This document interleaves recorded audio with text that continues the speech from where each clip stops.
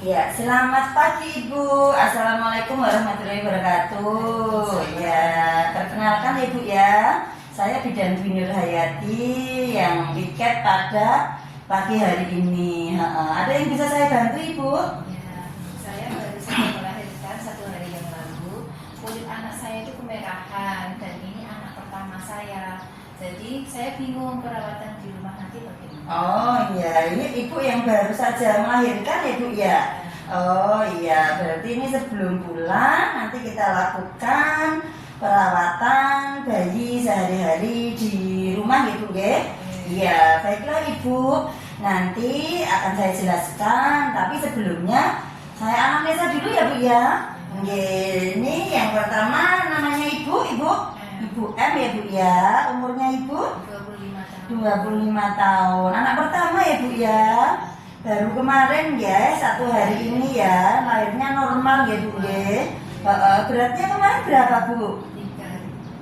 3,3 ya. Kemudian panjangnya 48. Baiklah Ibu, dilihat dari anamnesanya, bayi adik menangis kuat. Kemudian kemerahan pada kulit itu normal Ibu ya. Itu menandakan adik sehat. Kemudian tonus ototnya bagus. Jadi dari hasil pemeriksaannya sebetulnya putra Ibu semuanya normal. Ngerti ya? Sekarang saya akan memulai menjelaskan bagaimana perawatan bayi sehari-hari di rumah. Apakah Ibu sudah siap? Siap. Oke, kalau Ibu sudah siap, nanti saya membutuhkan waktu 5-10 menitan gitu ya, untuk menjelaskan ini. Yang pertama, saya akan menjelaskan tentang pemberian ASI ya Bu ya. Iya, kemarin sudah disusui ya Bu ya? Sudah disusui. Ini nanti adik harus diberikan ASI eksklusif selama 6 bulan. Kalau bisa selama 6 bulan itu adik tidak mendapatkan makanan apapun dalam bentuk makanan, dalam bentuk minuman selain dari ASI ibunya saja. Ngerti nggih? Iya. Kemudian memberikan ASI itu sesuai dengan keinginan bayi. Ngerti nggih Bu nggih? Paling rendah diberikan di setiap 2-3 jam atau paling sedikit 4 jam. Ngerti nggih Bu nggih? Nah, mulai dari hari pertama kemarin sampai dengan sekarang. Kemudian kalau dari hari pertama itu ada yang namanya kolostrum. Kolostrum itu bagus untuk kekebalan tubuh dari bayi. Ngerti nggih Bu nggih? Nah, kalau bisa semaunya bayi aja Bu mintanya nggih. Jangan jenengan jami, kok enak petang jam lagi diminiin, petang jam nggak usah. Kalau misalkan ternyata bayinya itu minta minumnya itu sebelum 4 jam, ya udah, berarti dikasih semaunya bayi. Ngerti nggih Bu nggih? Dan nanti kalau di rumah pastikan bayi itu dalam keadaan aman, nyaman dan hangat. Ngerti nggih Bu nggih? Nah, ini kalau bisa disarankan bayi itu selalu kontak dengan ibunya. Gitu nggih. Nah, tapi biar ada psikologis ibu sama anaknya juga akan terjalin. Gitu nggih Bu nggih. Kemudian yang kedua, ibu juga harus menjaga kebersihan bayi.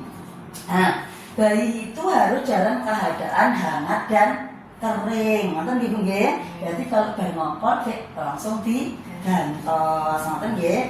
Nah, mengganti popok dan selimut itu sesuai dengan kebutuhannya bayi. Jadi kalau udah basah ya udah harus diganti. Kemudian bayi tidak terlalu panas atau tidak terlalu dingin sehingga menyebabkan dehidrasi. Nek dipanas-panasnya ya mboten pareng, nek diadem-ademnya ya pareng, mboten pareng. Jadi senyamannya bayi gitu nggih. Nah, kemudian yang ketiga ini tentang perawatan tali pusat. Mungkin yang masih awam untuk pemula-pemula biasanya perawatan tali pusatnya gitu nggih. Nah, nanti kita kasih informasi mengenai itu. Nah, sebelumnya akan saya lakukan cuci tangan dulu nggih, dan saya akan memakai sarung tangan untuk mengetahui tali pusat adik. Gitu nggih Bu nggih. Ini pre-memori. Kemudian di sini saya akan ajari perawatan tali pusatnya gitu nggih. Nah, sekarang kita buka, misalkan kita buka nanti Nah, tali pusatnya itu setiap habis mandi, nanti pagi sore dimandikan Ibu ya. Nah, setiap habis mandi, tali pusatnya itu cukup dibersihkan dengan air, air yang kita gunakan untuk mandi. Nah, setelah itu dikeringkan saja dengan handuk. Nah, ditutul-tutul gitu aja Ibu ya. Nah, itu sampai kering. Nah, setelah itu nggak usah dikasih apa-apa. Kalau dulu masih pakai kasa, dulu pakai kasa alkohol, dulu pakai kasa betadine. Jadi sekarang sudah tidak menggunakan itu lagi. Ngoten nggih? Kemudian untuk pemakaian popoknya Ibu ya. Nah, pemakaian popoknya itu sebaiknya menalinya di bawah tali pusat. Kenapa? Itu biar nggak tertekan. Biasanya kan gen ketutup malah dikokne gondure terus ditarani, ngoten ta. Nah, itu nanti pokoknya kalau misalkan nali itu di bawahnya tali pusat. Gitu nggih Bu nggih? Sekarang tidak boleh juga pakai grito. Boleh nanti gritone nggih. Riyen nek urung mengkurep biasanya belum dilepas gritonya. Sekarang nggak boleh. Pakainya kaos dalam aja. Kemudian juga nggak boleh pakai bedak. Ya, pakai minyak telon atau apa. Ya, kemudian misalkan pakai grito itu bikin bayinya itu tidak nyaman gitu loh Bu. Nah, terus mengganggu pernafasannya. Jadi kalau enak kita pakai korset itu kan biasanya kita kan juga susah nafasnya ya, susah kayak ampek juga seperti itu ya, sama seperti itu. Kemudian untuk gedong itu sebetulnya boleh digedong, yang penting tidak kencang-kencang. Nggih, fungsinya hanya untuk membuat bayinya hangat saja. Ngoten nggih? Iya, Ibu di rumah sebaiknya juga punya termometer. Kenapa kok punya termometer? Ibu paham kok termometer Ibu ya, untuk mengukur suhunya adik. Sekarang di apotek-apotek banyak gitu, beli harganya juga nggak mahal gitu ya. Nah, itu bisa dibeli di apotek. Nah, sekarang coba saya cek dulu suhunya. Nah, seperti ini ya Bu ya. Suhunya adik 36,5. Berarti alhamdulillah masih normal. Ya. Nah, Ibu ya. Nah, ini yang terakhir saya akan menyampaikan tentang tanda bahaya yang diwaspadai pada bayi baru lahir. Itu yang pertama yaitu pernapasan Bu. Pernapasannya sulit, kayak arep napasan angel ngoten Bu ya. Itu biasanya bisa hitung.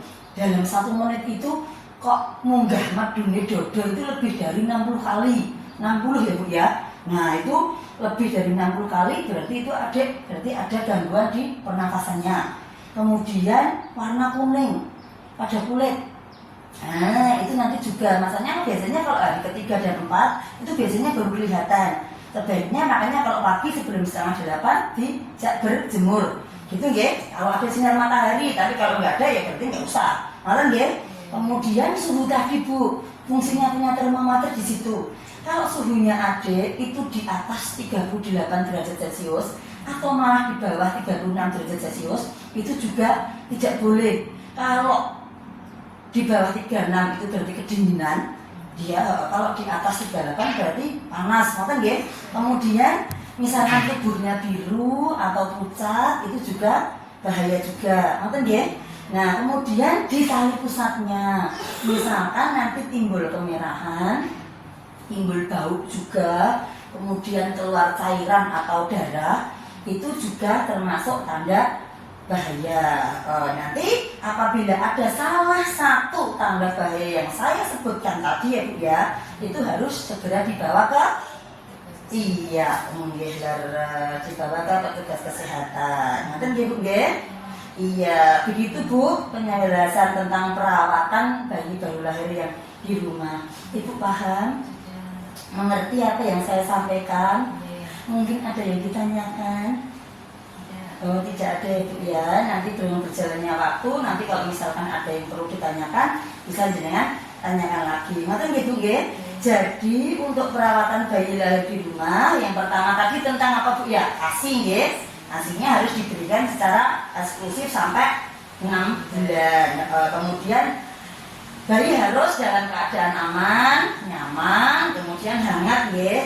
Kemudian menjaga kebersihan bayi. Tali pusatnya dibersihkan setiap hari. Bila ada tanda bahaya pada bayi harus segera dibawa ke petugas kesehatan. Nanti ibu ya.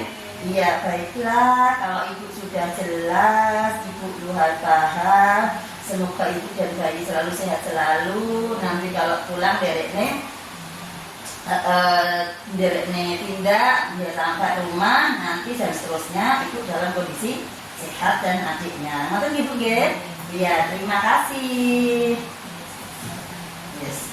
Hujan.